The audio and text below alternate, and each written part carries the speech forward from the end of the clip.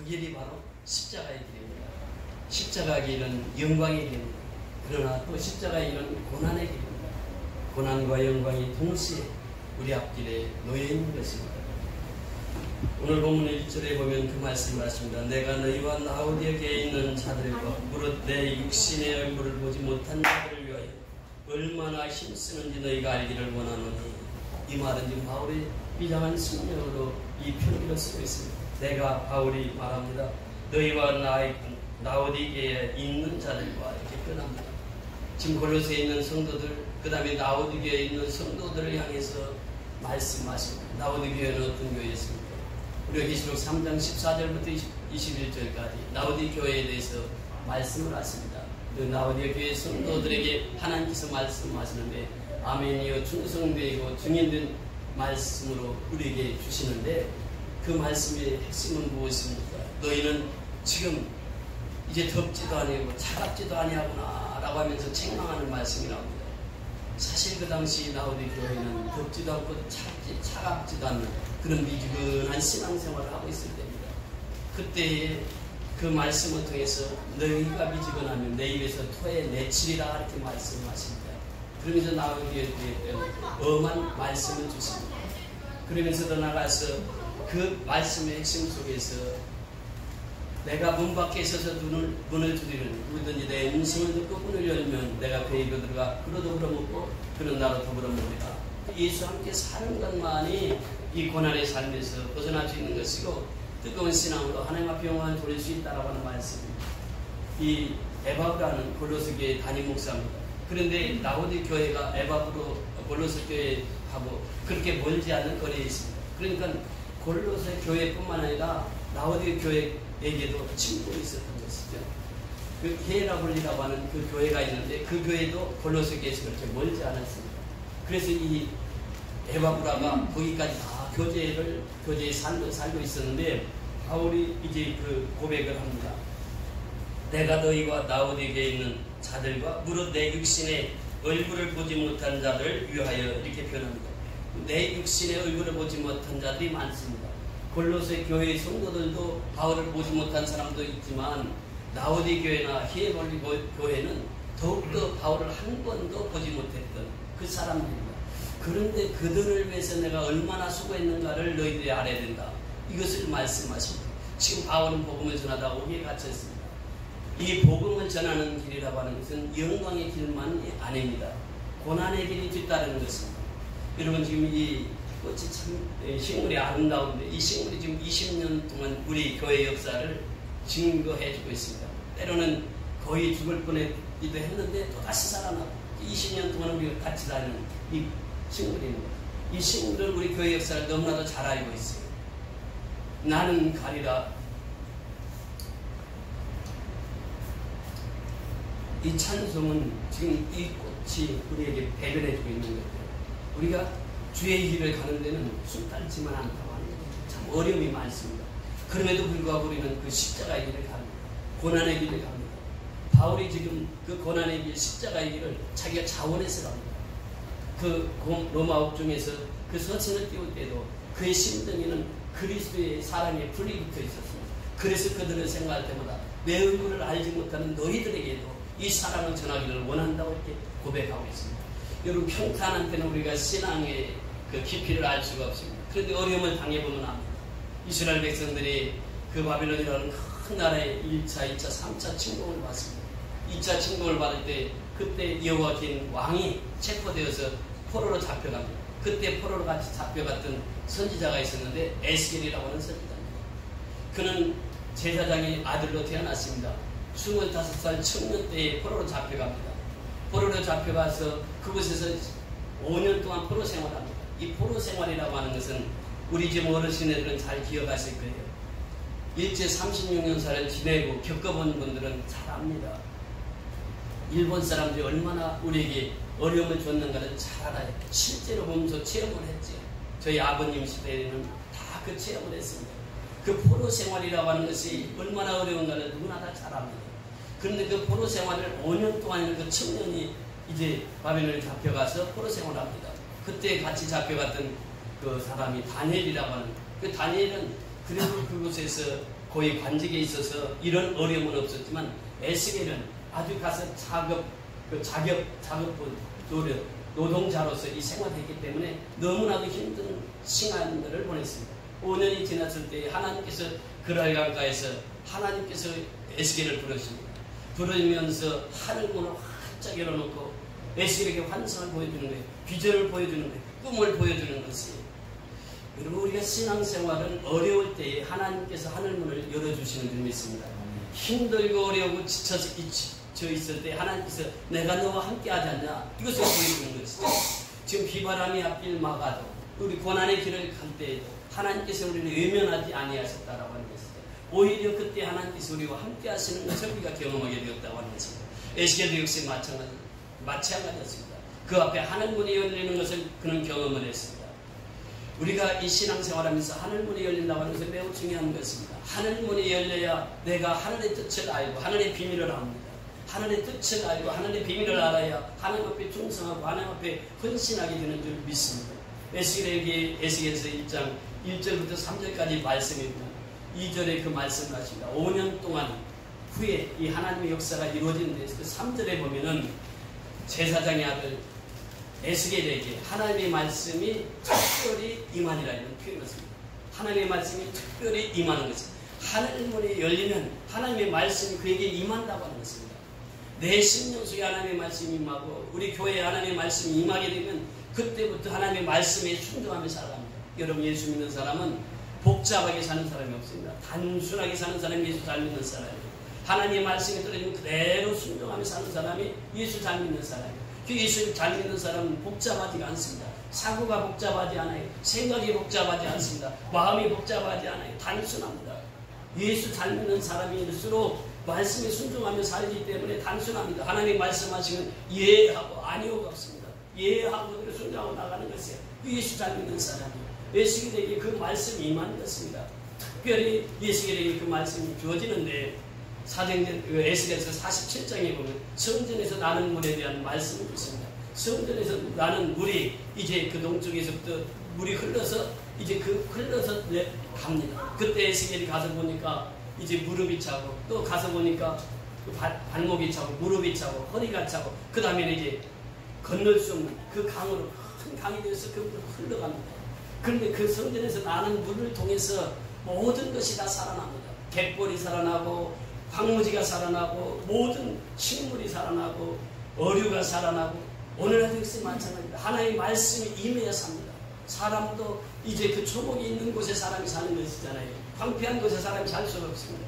그런데 이 하나님의 말씀이 임하니까 식물이 살아나고 어류가 살아나고 모든 것이 다 살아납니다. 그래서 사람도 살아나는 것이에요. 이것이 바로 하나님의 말씀입니다.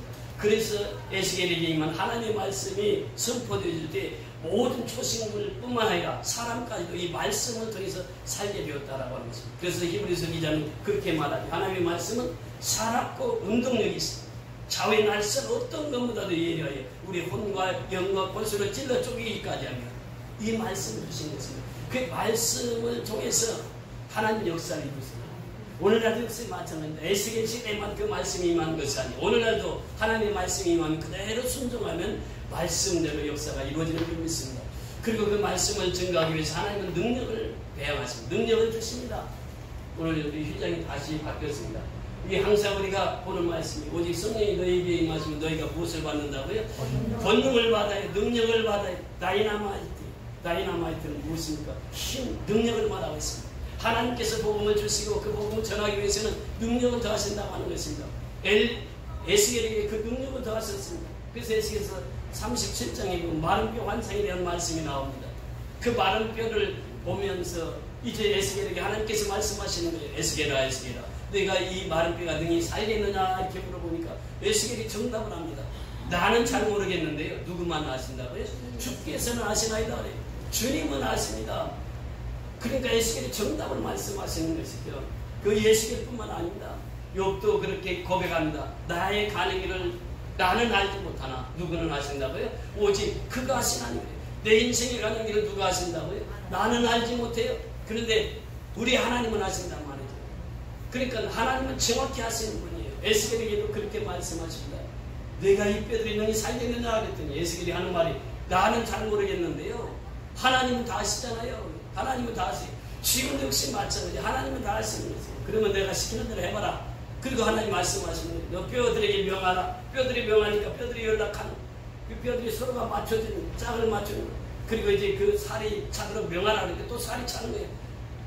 그리고 이제 그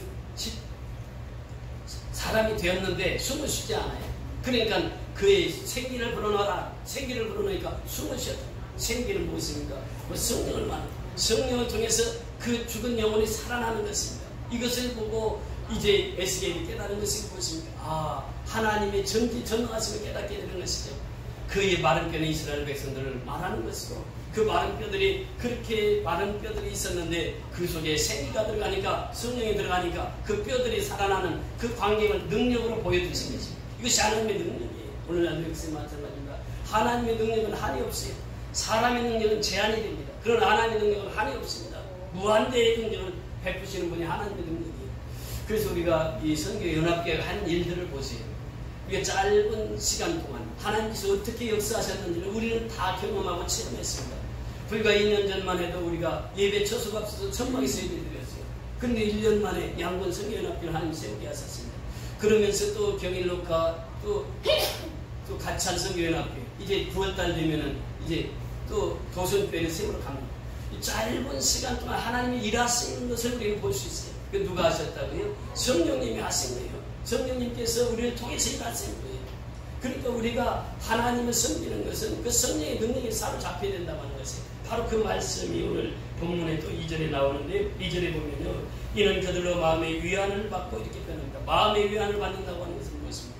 마음이라고 하는 것은 카르디아라고 하는 말씀. 카르디아라고 하는 말은 이 성경에서 그렇게 표현합니다. 마음이 뭐냐? 심히 부패한 것보다도 더 부패한 것이 마음이다. 우리의 마음이 가장 부패됐다고 그 말이에요. 그러니까 우리의 마음처럼 부패된 것이 없습니다. 그런데 마음의 위안을 어디서 받습니까? 마음의 위로, 마음의 격려를 어디서 받는다고 하는 것입니까? 이 파라클레토스라고 하는 그 마음, 이 마음을 위로를 받는 것은 성령의 역사입니다. 우리는 사람의 말로 마음의 위안을 받을 수 없습니다. 성령께서 함께 하셔야 마음의 위로와 마음의 격려가 돼요. 저는 이렇게 장례를 집례할 때마다 제가 그 이야기를 합니다. 이 천국, 우리는 환송 예배를 드립니다. 그래서 우리는 임종 예배부터 시작해서 발인 예배, 하관 예배, 모든 예배를 전부 환송 예배를 이렇게 드립니다. 이번에 유행무령제 그 장례식 할 때도 그 동생 권사가 둘이었는데 그 권사님 그렇게 뭐 얘기를 하는 거예요. 저는 이렇게 장로과 장례식을 치르면서 가장 위로가 되고 가장 은혜가 되었던 것이 천국 환송 예배라고 하는 그 단어 속에 장례를 많이 받았습니다. 그렇습니다. 우리가 이제 이 땅에서 죽고 떠날 때, 이제 나의 사랑하는 가족이 떠날 때 슬픔이 있습니다. 그 떠남의 슬픔이 있어요. 그런데 그 슬픈 그들에게 위로를 어떻게 할 수 있습니까? 말씀으로 위로하고 성령으로 위로할 수밖에 없다고 하는 것이죠. 그 성령의 위로는 바로 그것입니다. 그 성령의 능력을 받아야 성령으로 위로를 받을 수 있다고 하는 것이죠. 지금 골로새 교회나 라오디 교회나 히에로디 교회나 다 지금 이단에 매여가지고 너무 힘든 천사 숭배를 하지 않나, 율법주의에 빠지지 않나, 영리주의가 판을 치지 않나, 이 이단 속에서 살아가는 그들에게 사도 바울이 그 옥중에서 이 편지를 쓰는 거예요. 당신들이 위안을 받을 수 있는 것은 성령의 능력이다. 성령으로 말미암지 않고는 당신들이 위로를 받을 수 없고 격려를 받을 수가 없다. 그러니 마음의 위로, 마음의 격려는 바로 성령을 통해서 이루어진다라고 하는 것입니다. 여러분 보세요. 초대교회 역사가 어떻게 이루어집니까? 성령을 통해서 이루어집니다. 오순절날 성령이 충만히 임하니까 교회가 세워집니다. 3,000명의 성도가 생깁니다. 그리고 성령 충만해서 복음을 전파하니까 안전매가 일어납니다. 귀신이 쫓겨나갑니다. 이 역사를 통해서 5,000명으로 또 급성장을 하게 됩니다. 이 초대교회 역사는 성령의 역사입니다. 그 성령은 우리의 연약함을 아시는 분이에요. 우리의 나약함을 아시는 분이에요. 그래서 우리를 위하여 탄식하며 눈물로 기도하시는 분이 성령님이십니다. 그 성령이 임하시게 되면 모든 것이 함께 선을 이루게 됩니다. 로마서 8장 26절에 성령이 임하게 되면 모든 사람이 합력의 선을 이루고 28절에 그 말씀을 하십니다. 그래서 우리는 성령의 충만함을 받아야 된다고 하는 것이에요. 성령이 임하지 않고는 우리는 연합될 수 없고 하나 될 수가 없다고 하는 것입니다. 에베소서 2장에 보면 건물을 무엇으로 비교하는지 서로 연락하며 서로 연결되고 이런 표현을 씁니다. 우리가 그 바로 앞에 에베소서 2장 말씀을 같이 보십니다. 에베소서 2장 21절 22절 같이 보십니다. 에베소서 2장 21절 22절.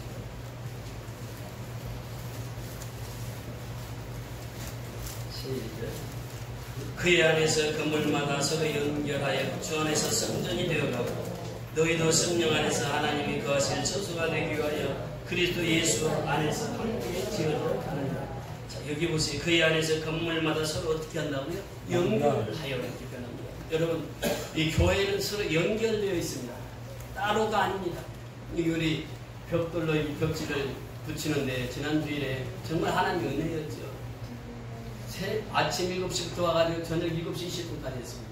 바로 또 7시 30분부터 이 찬양이 들어가고 이 차량 운행을 해야 되는데 7시 20분 다 끝났어요. 근데 이분들이 이렇게 벽지를 붙이면서 이 벽지는 그냥 문이 없는 것보다 훨씬 어렵다고 합니다. 왜냐하면 이 줄을 다 맞춰야 되기 때문에 이 막기 하나를 더 가지고 왔어요. 그런데도 거의 다 들어갔습니다. 이 벽들을 보면은 똑같이 일직선으로 쌓인 벽들이 없습니다. 벽들 모양을 보세요. 벽들이 다 이렇게 연결되어 있어요. 서로 연결되어 있습니다. 이것이 교회의 상징입니다. 지금 사도 바울은 이것을 말하고 있어요. 교회는 서로 연결되어서 지어져 가느니라. 서로 연결되어서 세워져 가느니라. 우리 성도도 역시 마찬가지입니다. 여러분, 이 사랑으로 오늘 말씀의 제목이 무엇입니까? 사랑으로 연합하라. 연합되어지는 것이 교회라는 것입니다. 교회는 연합입니다. 교회는 연결입니다. 우리 선교연합교회가 이 연합을 잘하는 거예요. 그러니까 모든 이제 우리 선교연합교를 돕는 그 손길들이 우리가 이제 하는 일들이 하나님 앞에 바르게 살고 바르게 선교하니까 이제 많은 분들이 선교 후원자가 되어서 이렇게 선교를 할 수 있게 하셨습니다. 이것이 바로 하나님의 성령의 역사라고 하는 것이죠. 보세요. 이 공사도 정말 하나님의 은혜로 이렇게 진행되었는데 우리가 이건 일반 그 기술자들 다 불러서 했으면 아마 돈 1,000만 원 가까이 공사가 되었을 것입니다. 예를 들어서 이 정리공사만 해도 그렇습니다. 이 정리공사 237만 원이 나왔어요. 전적이. 그런데 제 아는 목사님하고 부탁을 해서 이분이 80만 원 받고 다 해주셨습니다. 그리고 여기 이 전기 이것도 좀 선물로 주셨어요. 저 뒤에 전기도 또 선물로 해주셨어요. 그러니까 너무너무 참 좋은 분들 이번에 많이 만났어요. 그 전도사님도 또 일하시면서 너무 헌신적으로 왔어요. 펜트 하시는 분들 여의도 이 교회 안수집사님 하셨는데 다른 데 경력이 90만 원 나왔는데 50만 원. 그래서 지금 이 공사가 다 마무리됐는데 거의 500 충분히 들어갔습니다. 근데 그 공사를 이렇게 장로님을 비롯해서 몇몇 분들이 헌신을 해서 아름다운 성전을 꾸미게 되었습니다. 사실 소방점검 때문에 시작이 되었지만 성전을 완전히 리모델링 하게 하셔서 이 하나님이 됐습니다. 정말 감사해요. 제 2주 동안 이 공사를 하면서 너무너무 하나님 앞에 감사했어요. 그러면서 성령의 역사하신 것, 우리 교회는 한 사람이 하는 게 아니라 서로 연결되었다고 하는 것, 이것이 바로 이 벽돌의 모양을 보면서 우리는 깨달을 수 있는 것입니다. 그래서 성령의 역사는 바로 연합시키는 것입니다. 성도와 성도를 연합시키고 또 교회와 사회를 연합시키고 하나님과 우리를 연합시키고 이것이 바로 성령의 역사라고 하는 것입니다. 성령의 능력이 바로 그 일을 하는 것입니다. 그래서 우리의 마음의 위안을 받고 마음의 격려를 받는 것은 하나님의 영의 역사라고 하는 것입니다. 더 나아가서 우리에게 말씀하십니다. 사랑으로 연합하라 라고 하는 말씀을 주십니다. 우리가 로마서 6장 3절에서 5절에 보면은 예수님께서 나는 십자가에서 죽었고 또 부활하셨다 이렇게 말씀하시면서 사도 바울이 우리는 성경대로 예수님처럼 죽어야 됩니다. 성경대로 예수님처럼 다시 살아나야 됩니다. 그래야 성경대로 연합됩니다. 이 표현을 씁니다. 여러분, 십자가의 죽으심이 무엇입니까? 예수님의 피 흘리심이에요. 그 피 흘리심을 통과하지 않고는 연합이 될 수 없다라고 하는 것입니다. 연합의 기초는 예수의 피입니다. 예수의 피는 사랑이에요. 이것이 바로 아가페입니다. 아가페 사랑은 피 흘림의 사랑이에요. 예수님은 우리의 사랑이 말로만 하시지 않았어요. 예수님은 직접 자신이 피를 흘리면서 죽기까지 우리를 사랑해 주셨습니다. 이것이 아가페의 사랑입니다. 그러니까 사랑으로 연합하라고 하는 것은 십자가로 연합하라고 하는 것이에요. 십자가로 연합될 때 진정한 연합이 될 수 있다고 하는 것입니다. 사람과 사람의 연합은 깨질 수 있습니다. 그러나 십자가와 연합되면 깨어질 수가 없습니다. 그 예수님께서 우리에게 말씀하시는 것은 십자가로 연합하라고 하는 것입니다. 예수의 피로 연합하라고 하는 것입니다. 그래서 이 연합이라고 하는 것이 얼마나 중요한지 몰라요. 우리는 연합해 합니다. 연합하지 않고는 살 수가 없어요. 우리 이승만 대통령 노래처럼 흩어지면 죽고 뭉치면 산다고. 연합해야 사는 것이에요. 우리 민족 중에 그 부족한 것이 연합이에요. 근데 연합해 삽니다. 우리는 연합하지 않고는 살 수가 없는 것이에요. 그래서 우리가 선교연합교회를 이름을 지었잖아요. 사랑으로 연합하라고 하는 것이에요. 성경은 우리에게 말씀하십니다. 요한일서 4장 8절에 보니까 하나님이 누구냐? 나는 사랑이시다 이렇게 말씀하십니다. 하나님은 사랑이세요. 그러니까 하나님으로 연합돼야 돼요. 성령으로 연합돼야 돼요. 예수의 피로 연합돼야 된다고 하는 것입니다. 성경 우리에게 말씀하십니다. 사랑 안에 거하는 자는 하나님 안에 거하고 하나님도 그 안에 거하시는다. 그러니까 하나님도 그 안에 거하시는다. 하나님을 사랑하는 자 안에 하나님이 거하신다 이렇게 말씀하십니다. 예수님이 말씀하십니다. 나의 계명을 가지고 지키는 자라야 나를 사랑하는 자니 나를 사랑하는 자는 내 아버지께 사랑을 받을 것이요 나도 그를 사랑하여 그에게 나를 나타내리라. 그렇게 예수님을 사랑하는 자, 하나님 안에 있는 자가 하나님을 사랑하는 것이고, 또 예수님을 사랑하는 자는 계명 안에 머물러 있는 자예요. 말씀 안에 머물러 있는 자예요. 그를 통해서 예수님이 나타내 보이시겠다고 말씀하시고 있는 것입니다. 사랑입니다. 성경의 핵심은 사랑입니다. 그래서 마틴 루터가 그런 고백을 하잖아요. 성경은 짜고 짜봐라. 예수의 피 한 방울이 나올 것이다. 예수의 피가 사랑의 결정체입니다. 그래서 예수의 피는 사랑의 본체입니다. 예수의 피를 통해서 우리는 하나가 되어야 된다라고 말씀하시고 있는 것입니다. 그래서 우리는 사랑으로 연합하라고 성경은 우리에게 말씀해주고 있습니다. 그래서 우리는 항상 우리는 그 사랑 가운데 살아야 됩니다. 나와 같이 모든 일에 모든 사람을 기쁘게 하여 나의 유익을 굽지 아니하고 많은 사람의 유익을 구하여 저희로 구원을 얻게 하라. 고린도전서 10장 33절입니다. 그러니까 사랑이라고 하는 것은 무엇입니까? 이타. 그러니까 나를 사랑하는 것은 나 외에 다른 사람을 사랑하는 것이에요. 이것이 십자가의 사랑입니다. 십자가의 사랑은 나 외에 다른 사람을 사랑하는 것을 이게 사랑이라 이렇게 말씀하시고 있습니다. 나보다 더 어렵고 힘든 그 형제들을 사랑하는 것. 이것이 진정한 사랑이라고 하는 것입니다. 그 사랑으로 우리는 하나가 되어야 된다고 하는 것입니다. 그래서 에베소서 4장 3절에 보면 또 그렇게 말씀하십니다. 에베소서 4장 3절 이하에 쭉 보시면 평안에 매는 줄로 성령이 하나 되게 하신 것을 힘써 지키라. 성령이 하나 된 것을 힘써 지키라. 몸이 하나여 성령도 한 분이시니 이와 같이 너희가 부르심을 한 소망의 안에서 부르심을 받았느니라. 주도 한 분이시요 믿음도 하나여 세례도 하나여 하나님도 한 분이시니 곧 만유의 아버지시라. 만유에 계시고 만유를 통일하시고 만유 가운데 계시도다. 여기 보면은 다 하나예요. 하나님께서 부르신 자들은 하나입니다. 성령 안에서는 하나입니다. 성령의 평안에 매는 줄로 우리를 하나 되게 하셨습니다. 자, 보세요. 이 몸도 하나, 성령도 한 분이세요. 한 소망으로 우리 부르심을 받았어요. 주도 한 분이시고 믿음도 한 분 하나예요. 세례도 하나예요. 하나님도 한 분이십니다. 그러니까 우리가 이 예수의 피로 연결되면 다 하나가 된다고 하는 것입니다. 이것이 바로 연합입니다. 연합. 시편 133편에 보면 아론에게 제사장의 기름을 받을 때 머리에 기름을 붓습니다. 감람류를 붓습니다. 그 감람류가 아론의 제사장의 수염을 타고 그 흘러내린 옷깃을 스치고 그러면서 그 연합의 중요성을 그렇게 말씀하십니다. 하나님의 말씀으로 연합하라고. 시편 133편의 말씀. 그래서 우리가 연합해서 동거하면 어찌 그리 아름답고 선한고 이렇게 표현합니다. 그래서 우리는 연합해야 산다고 하는 것입니다. 이것을 오늘 본문을 통해서 우리는 사랑으로 연합해야 된다고 하는 것을 말씀해 주고 있습니다. 그래서 우리는 사랑으로 연합해야 사는 것입니다. 한 사람이면 패하겠거니와 두 사람이면 능히 당하나니 삼겹줄은 쉽게 끊어지지 아니하는다. 그렇습니다. 한 사람은 쉽게 패할 수 있어요. 또 두 사람이면 능히 당하나니 삼겹줄은 쉽게 끊어지지 아니한다. 연합의 중요성을 우리에게 말씀해 주시고 있는 것입니다. 그 연합은 아가페 사랑으로 이루어진다고 하는 사실입니다. 마지막 중요한 것이 하나님의 비밀인 그리스도를 깨달아라 이렇게 말씀하십니다. 이 비밀에 대해서는 이미 1장에서도 말씀하시고 있습니다. 1장에서도 언급하셨습니다. 1장 위에서부터 보면 26절부터 보면 그렇게 말씀하십니다. 이 비밀은 만세와 만대로부터 감추어졌던 것인데 이제는 그의 성도들에게 나타났고 하나님이 그들로 하여금 이 비밀의 영광이 이방인 가운데 얼마나 풍성한지를 알게 하려 하십니다. 이 비밀은 너희 안에 계신 그리스도시니 곧 영광의 소망이다. 이 비밀, 그리스도 안에 있는 이 비밀, 하나님의 비밀. 그래서 이 2절 후반절에 보면 그렇게 말씀하십니다. 사랑 안에서 연합하여 확실한 이해의 모든 풍성함과 하나님의 비밀인 누구를 깨닫게 하려 합니다. 그리스도를 깨닫게 하려 합니다. 하나님의 비밀인 그리스도를 깨닫게 하려 합니다. 그 사랑으로 연합하고 또 성령으로 능력받는 그 포커스가 뭐냐? 하나님의 비밀인 그리스도를 깨닫기 위함입니다. 예수를 깨닫기 위함이에요. 예수가 나의 죄를 위해서 십자가에 죽으시고 그 부활하신 그 예수를 깨닫기 위함입니다. 이것이 하나님의 비밀로 가려져 있었다라고 하는 것입니다. 만세전부터 하나님의 비밀로, 만대전부터 하나님의 비밀로 가려졌던 예수님이 이 땅에 오심으로 말미암아 그 비밀이 벗겨졌습니다. 복음으로 말미암아 비밀이 벗겨졌다고 하는 것은 그 비밀은 누구라고요? 예수라고 하는 것입니다.